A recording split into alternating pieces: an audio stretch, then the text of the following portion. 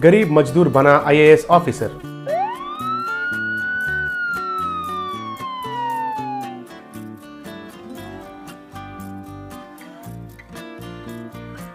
वीराजी कहकर एक आदमी बिल्डिंग कॉन्ट्रैक्टर्स के पास मेस्त्री जैसा काम करता था। वो बहुत सारे कूली को लगाकर मेस्त्री का काम करता था। उनका पिता और दादा भी यही काम करते थे। वीराजी को एक बेटा था, उनका नाम था राजेश्वर।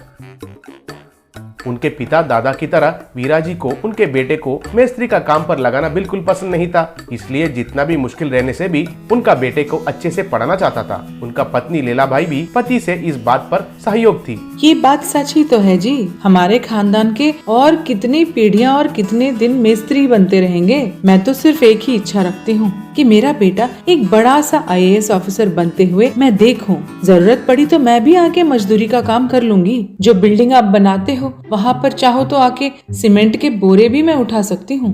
बस हमारे बच्चे को तो अच्छी तरह पढ़ाना है। तुम्हें क्यों काम करना, मैं ही दो दो बिल्डिंग का कॉन्ट्रैक्ट्स लेकर समायोजित करता हूँ। आखिर में वे जैसे चाहते थे वैसे ही उनका बेटे को स्कूल में ज्वाइन किए थे और बेटा अच्छा मार्क्स कमाकर हर क्लास में फर्स्ट आकर आखिर में कॉलेज में भी ज्वाइन हो गया था।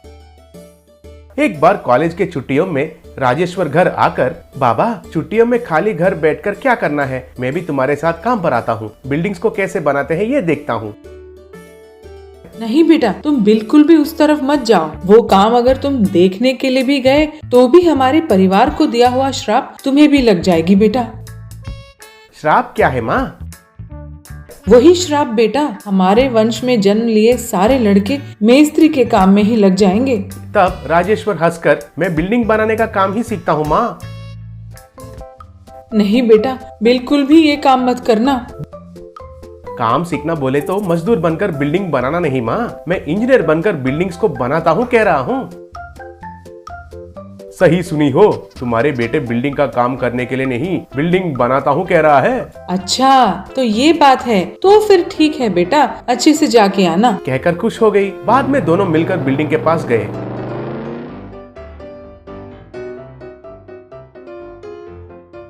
राजेश्वर एक जगह पर बैठकर काम ध्यान से देख रहा था। वीराजी सर पर ईंटों को ले जा रहा मेस्त्री से, देखो ईंटों को उधर उस पूर्व दीवार के पास रखना, कहकर और एक काम वाले से, रे मैं बाहर जाकर आता हूँ, तुम उस दीवार को चिनाई से अच्छे से प्लास्टरिंग करना। और राजेश्वर के पास जाकर बैठ गया और राजेश्वर को काम के बारे में कह रहा था, देखो उस पूर्व दीवार से दक्षिण पर वो जो पेड़ है ना, उधर तक 10 फीट का ऊंचाई में दीवार बनता है।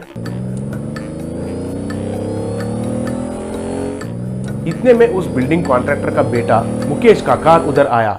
मुकेश कार से उतरकर गुस्से से उधर आकर, क्यों वीराजी ऐसे खाली बैठे हो, उधर सब काम कर रहे हैं तो तुम इधर गप्पे मारते हुए बैठ गए। बाबू मैं खाली नहीं बैठा हूँ बाबू, मेरा बेटा आया तो उसे काम के बारे में समझा रहा हूँ बस। ये तुम क्या कह रहे हो रे, काम काज छोड़कर गप्पे मारते हो और ऊपर से मुझे उल्टा जवाब देते हो, डोंट टॉक रबिश, कहकर पैर से लात मारा। वीराजी नीचे गिर गया। बाबा बाबा कहकर उनको उठा रहा था। आजकल इस काम वालों को घमंड बहुत चढ़ गया है, कहकर गुस्से से उधर से चला गया। तब राजेश्वर गुस्सा होकर, अबे ओए उम्र में बड़ा है और मेरा बाप को तुम पैर से मारते हो, देखता हूं तुम्हें, तुमसे मैं बदला लेता हूं। राजेश्वर के कॉलेज में ममता कहकर एक लड़की राजेश्वर से बहुत मिलजुल कर रहती थी। उस दिन राजेश्वर का मूड अच्छा नहीं था और अकेला बैठा था। ममता उनके पास आकर, क्या बात है राजेश्वर, बिल्कुल खोए हुए लग रहे हो, क्या हुआ? तब राजेश्वर सर झुकाकर, मेरे बाबा के साथ हुआ वो अपमान मैं कभी भी नहीं भूल सकता हूँ, कहकर उनके पिता के साथ जो हुआ वो बताया। What a brute he is! तुम्हें जरूर उससे बदला लेना होगा।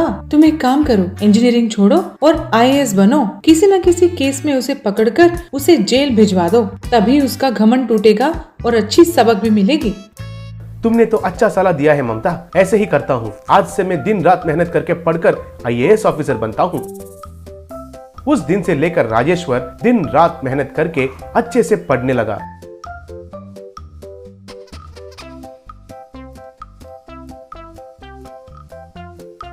ऐसे वो आईएएस एग्जाम लिखा था। बाद में इंटरव्यू में भी अच्छा मार्क्स कमाया। आखिर में वो आईएएस ऑफिसर बन गया।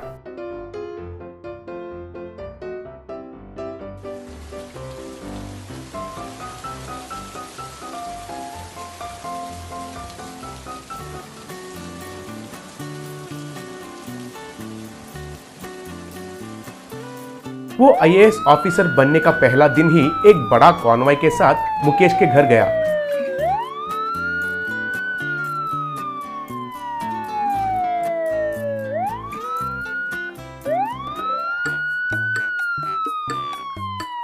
पुलिस के साथ अंदर जाके मुकेश को देखकर, ए मिस्टर, तुम सीमेंट कम डालकर रेत ज्यादा डालकर बिल्डिंग्स बना रहे हो कहकर बहुत कंप्लेंट्स आए हैं, इसलिए तुम्हें अरेस्ट करता हूं, चलो। ऐसे मुकेश को जेल में डाल दिया। ये सब देखकर ममता राजेश्वर को शेक हैंड देकर, you did it, you are great कहकर उनका प्रशंसा किया। अमीर वर्सेस गरीब भाई।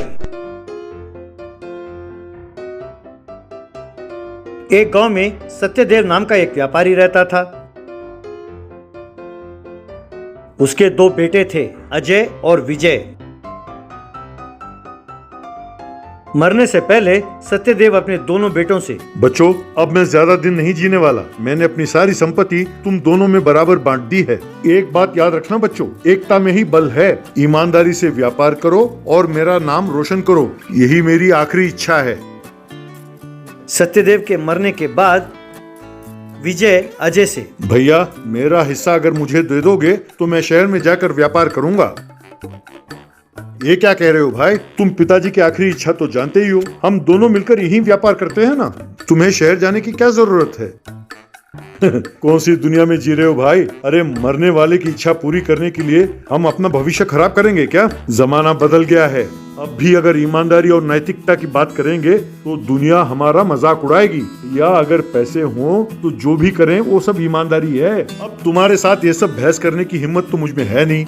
अब मेरा हिस्सा दे दो तो मैं चलता बनूं। हताश होकर अजय ने संपत्ति का बंटवारा किया। विजय ने अपने हिस्से का सारा संपत्ति बेच डाला और शहर में जाकर व्यापार करने लगा। अजय अपने गांव में ही रह गया। 10 साल बीत गए। विजय ने शहर में अपना धंधा शुरू किया और करोड़ों रुपए कमाने लगा। पर बेचारा अजय जो कुछ करता उसमें नुकसान ही होता। उसने अपनी सारी संपत्ति बेच डाली और अपनी पत्नी और बच्चों के साथ शहर चला गया। अजय की पत्नी काजल, क्यों जी, आपका भाई विजय इधर ही रहता है ना? एक बार जाके उसको पूछो ना, शायद आपकी मदद कर दे। वैसे भी ये शहर अनजान है। विजय? अरे, उसे तो गांव छोड़े हुए 10 साल बीत गए। वो तो हमसे एक बार भी मिलने नहीं आया। मुझे यकीन नहीं है कि वो हमारी मदद करेगा। हम अपनी जिंदगी जी लेंगे। अजय ने शहर में पैसे कमाने के लिए एक ठेले में भेलपुरी बेचने लगा।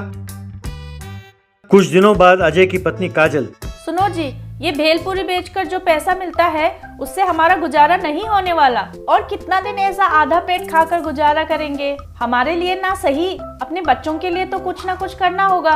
वैसे भी वो आपका सगा भाई है, वो आपके लिए कुछ ना कुछ तो जरूर करेगा। कल विजय का जन्मदिन है, मैंने उसके लिए खास लड्डू बनाए हैं। आप जाकर उसे लड्डू दीजिए और उसे कुछ मदद मांगिए। तुम कहो तो मैं उसे लड्डू जरूर देकर आऊंगा, पर उससे मदद नहीं मांगूंगा। अगले दिन अजय काजल के बनाए हुए लड्डू लेकर विजय के घर गया। वहां उसने देखा कि विजय का कार पैसों से भरा हुआ था। कार के ऊपर भी पैसों के ढेर थे। वो कार के बोनट पर बैठकर नोटों के बंडल को हाथ में लेकर फोटो खिंचवा रहा था।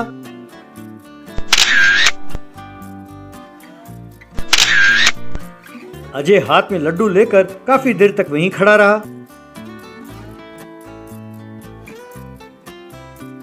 तभी एक नौकर आया।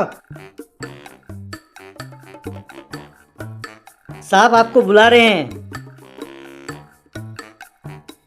भाई, तुम हो? मैंने तुम्हें इस हाल में देखा तो सोचा कि कोई भिखारी है।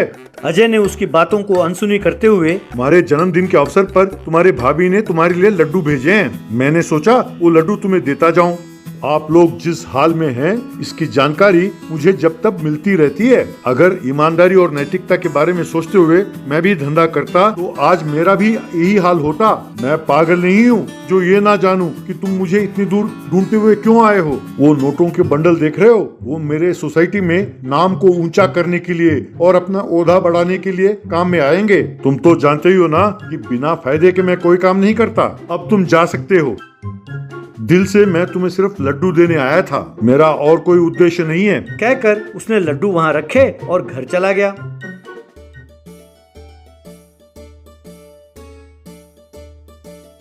कुछ दिन बीत गए। एक दिन विजय नोटों से भरा सूटकेस लेकर विजय के झोपड़ी पर गया। देखकर लगता है कि तुम्हें पैसों की सख्त जरूरत है। ये लो, ये सूटकेस भर के पैसे हैं। तुम्हें और जितनी जरूरत होगी उतने रुपए दूंगा। तुम बस मेरी एक मदद कर दो।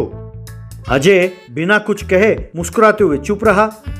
विजय को बहुत गुस्सा आया। मदद मांगा तो मैं तुम्हारे सामने छोटा हो गया? कुछ बोलते क्यों नहीं? ऐसे सूटकेस तुम्हें और कितने चाहिए, बोलो। मैं जानता हूँ कि तुम कैसे मदद मांगोगे।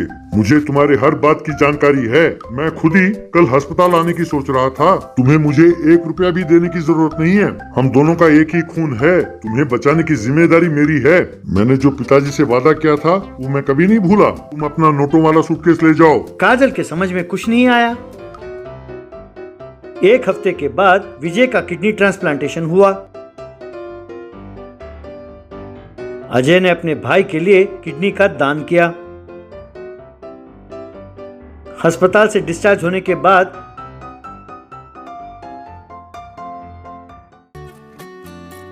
भाई, मैंने पैसे कमाने के लालच में नीति और रिश्तों को भूल गया था। इस डर से कि कहीं तुम्हें पैसे ना देने पड़े, मैंने तुम लोगों को दूर रखा। तुम्हें देखकर समझ में आया कि कुछ चीजें ऐसी होती हैं दुनिया में जिन्हें पैसों से नहीं खरीद सकते। भाई, हम अपने गांव चलते हैं। इस तरह अजय और विजय अपने गांव लौट गए। अजय ने जो संपत्ति बेचा उसे वापस खरीद लिया। अपने पिताजी की आखिरी इच्छा के अनुसार दोनों भाइयों ने धंधा शुरू किया और खुशी खुशी रहने लगे।